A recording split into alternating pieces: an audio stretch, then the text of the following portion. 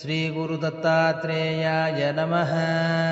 दत्तात्रेयं महात्मानं वरदं भक्तवत्सलं प्रपन्नार्तिहरं वन्दे स्मृत्रगामी सनोऽवतु। दीनबन्धुं कृपासिन्धुं सर्वकारणकारणं सर्वरक्षाकरं वन्दे स्मृत्रगामी सनोऽवतु।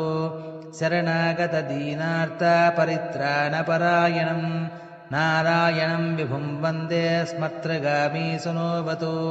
सर्वानर्थहरं देवं सर्वमङ्गलमङ्गलं सर्वक्लेशहरं वन्दे स्मर्त्रगामी सनोऽवतु। ब्रह्मण्यं धर्मतत्त्वज्ञं भक्तकीर्तिविवर्धनं भक्ताभीष्टप्रदं वन्दे स्मर्त्रगामी सनोऽवतु।